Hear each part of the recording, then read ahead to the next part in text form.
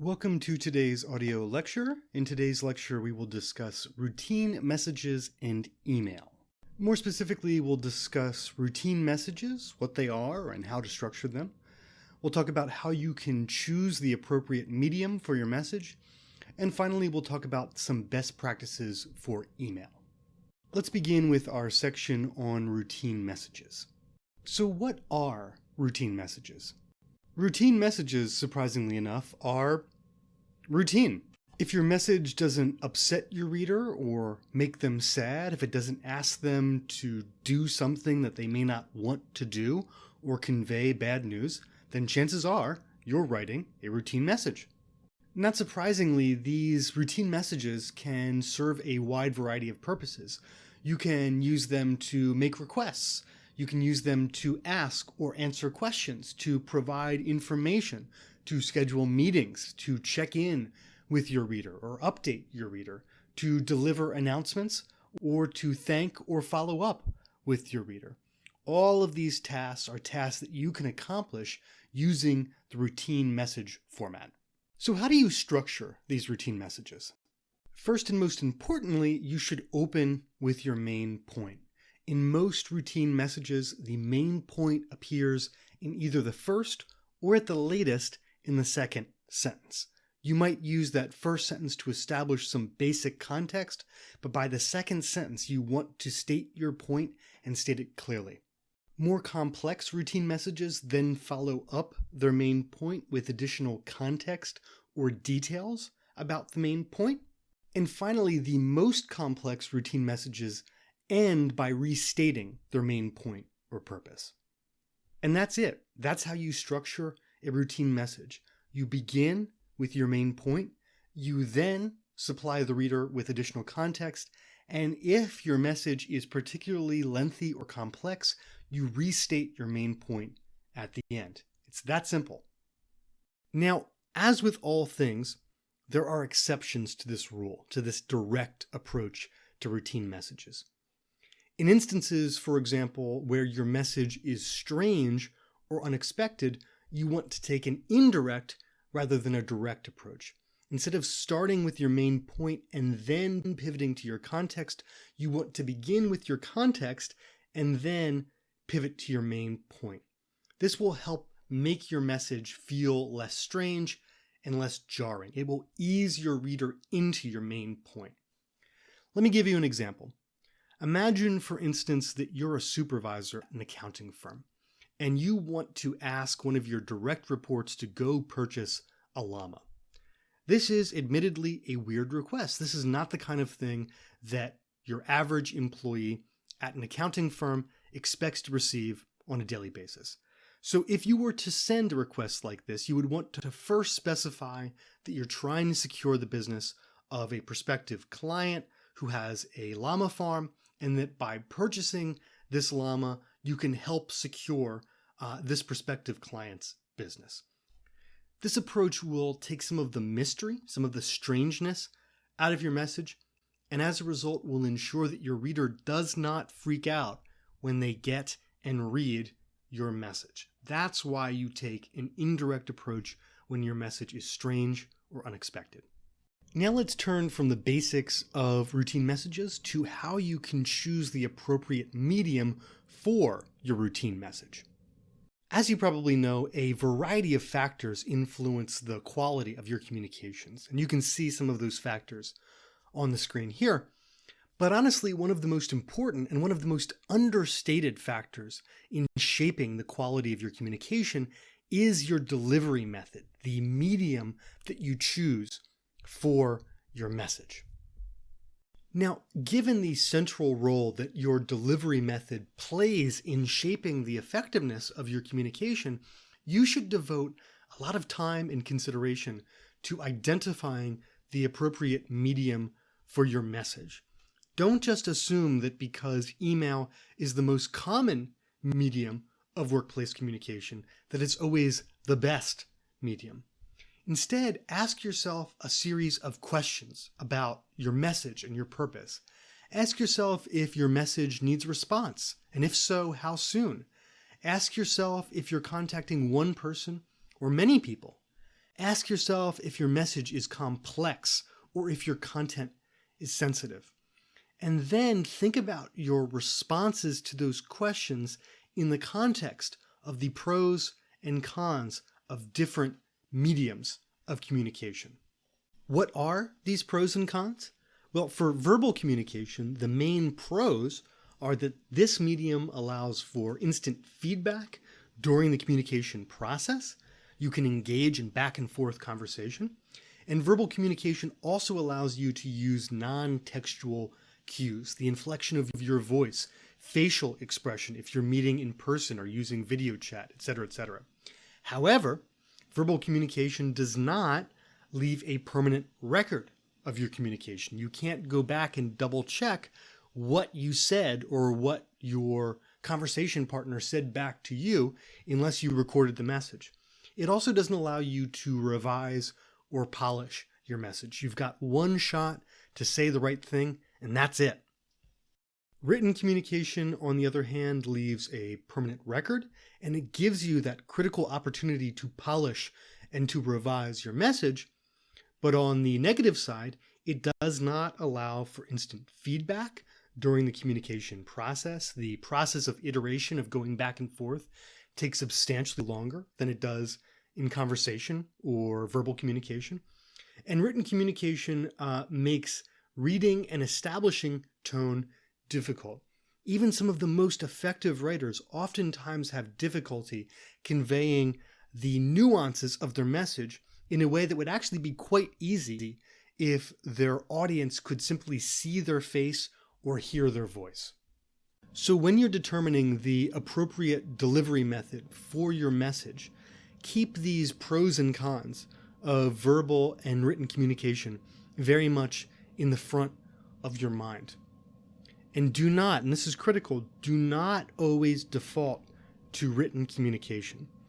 As your writing professor, I believe in the importance of written communication. I want you to do it as well as possible. But written communication is not the end-all and be-all of communication. You shouldn't always default to written communication, and you certainly shouldn't always default to email. Email is great. It has virtues, but it is not always the appropriate medium for your message. If you do decide that email is the appropriate medium for your message, do so consciously. Do so with a full awareness of its pros and its cons. On the plus side, email provides a written record of communication. It's more permanent than verbal communication. It's also widely accessible. Most people have an email address, they have an email account, and they can access that account from a variety of locations as well as devices. Email is also easy to respond to. You just hit that reply button and you can send a response very quickly. And finally, email is easy to retrieve. Most email servers have some sort of search function that allows users to find emails that are relevant to a particular topic and to do so quite easily. On the negative side, however, email is a public medium. Emails are oftentimes saved by institutions or companies. They can be subpoenaed. They are subject to public records requests, right? And therefore, anything that you commit to email can find its way into the hands of the larger public. Email is also easy to misread. People don't always understand the tone, as we discussed earlier, of written communication. And then finally, email arrives in massive volumes. All of us are just swimming in email. And so as a result, people oftentimes do not read their emails very closely or very carefully, which can contribute to some of those issues with comprehension and understanding. So these are some of the pros and cons of emails that you should consider as you go through the process of determining the appropriate medium for your message. Finally, when you're determining the appropriate medium for your message, keep in mind any potential secondary or tertiary audiences for that message. Just because you're communicating with person A doesn't mean that your message won't wind up in the hands of person B or group C. Keeping this possibility in mind is crucial at all times, but it's particularly crucial when you're communicating via email. Not just because email is so easy to forward, but also because email is oftentimes subject to subpoena or to public record requests. And that's why when you're communicating via email, you should keep in mind this general principle. Never commit to email anything that you wouldn't want to have read aloud in court, because it very well might be at some point in the future. Okay, now let's assume that you've chosen email as the best medium for your message. How in this instance can you ensure that your email will be as effective as possible? To do so, let's consult some best practices for email. Let's start where most of your readers will start, with the subject line. The best subject lines are polite and they're action-oriented. They indicate the action that they want the reader to take after finishing the message, or the question that they want the reader to answer after finishing the message. Good subject lines should also be short, ideally 60 characters or fewer, including spaces. Keeping your subject lines short will ensure that they appear in full on mobile devices or in the preview pane of email clients like Outlook or Gmail. Finally, if you need to signal urgency in your subject line, include a date.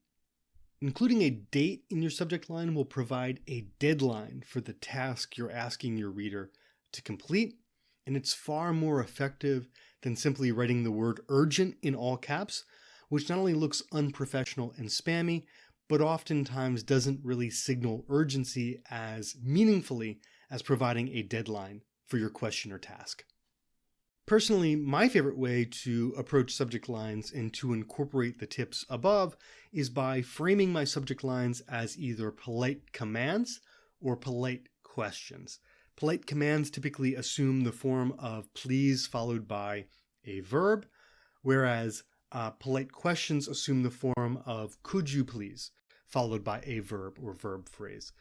You want to use the polite commands when you're feeling a bit more confident, and you want to use the polite questions when you really want to emphasize the politeness of your request. But either way, both of these approaches are really effective ways to frame a subject line. Next, let's talk about the kinds of salutations, closings, and tone that you should use in effective emails. First, let's start with email salutations and closings. Those dear so-and-so phrases and sincerely so-and-so phrases that we oftentimes use to begin and to end email communications. Now, a lot of you may regard these email salutations and closings as old-timey, as outmoded, as this kind of weird affectation that we include in email, but wouldn't necessarily include in conversations or text exchanges. And I get that. To an extent, that is, in fact, correct. But ultimately, these email salutations and closings, they serve a very important purpose, and I would strongly encourage you to continue using them in your email communication. Not only do they signal politeness, particularly to older readers, but they also help demarcate the primary audience of an email. Oftentimes we send email to a large group of readers, to a listserv, something like that. And while we're sending the message to a variety of recipients, the message is primarily intended for only a few of those recipients. And so by using those salutations strategically, we can demarcate who the message is well and truly intended for. Also, when you read a bunch of emails in a chain, those opening and closing salutations help your reader very quickly identify when a message begins and when a message ends. It helps your reader follow along with the chain as they go back and reread it. Now, in these opening salutations, make sure that you double check the spelling of your reader's name. That's my second pro tip for today. This might seem like an obvious point, but every module I get at least 6 to a dozen emails from students in which my last name is spelled with an E instead of an O. Now, for me personally, that's not a particularly big deal, but for some readers, that's going to be a deal breaker. There will be some readers who will just fully discount your message out of hand if you misspell their name. So make sure that you go back and you double check the spelling of your reader's name before you hit that send button.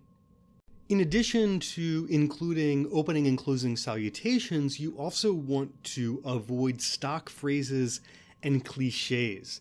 These kinds of phrases like, I hope this email finds you well, or if you have any questions or concerns, don't hesitate to let me know. These kinds of phrases encourage your readers to view your message as disposable and carelessly composed. Additionally, you should be aware that if you send me an email message that begins with the phrase, I hope this finds you well, I will instantly think of either this meme or of this meme. Instead, replace that throwaway language with tailored language that makes your reader feel valued and your message feel specific. Replace I hope this finds you well, for instance, with I hope you enjoyed your trip to Milwaukee and are making good progress on the TPS report. This latter variation, it shows a level of familiarity, a level of concern with your reader's circumstances that I hope this finds you well does not. Replace please don't hesitate to ask any questions with something like, if you'd like to propose changes to the report, please stop by my office 115R between 2 and 4 p.m. on Tuesday or Thursday.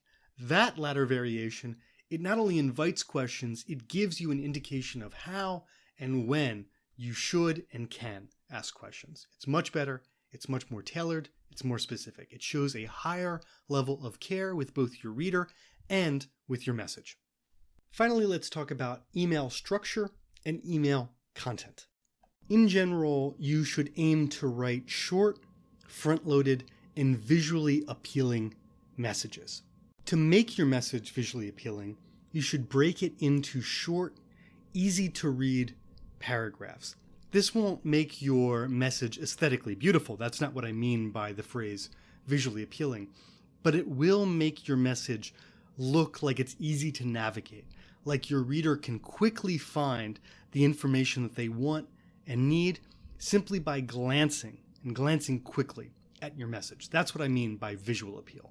You can also enhance your email's effectiveness and, to an extent, its visual appeal by moving your main topic, your request, or your key takeaway to the beginning of the message.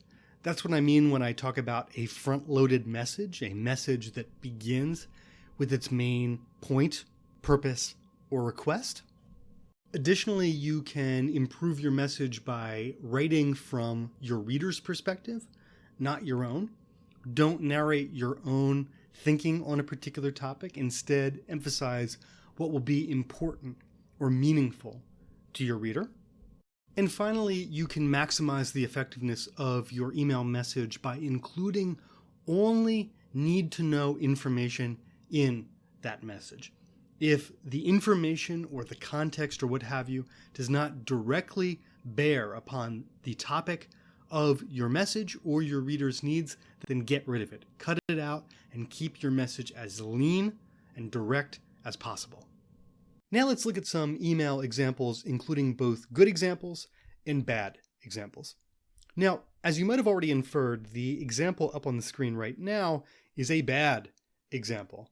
Right off the bat, you might have noticed the incredibly unprofessional language used throughout this email, or the unprofessional emoticons that are scattered throughout. But those issues aren't even the biggest ones with this message.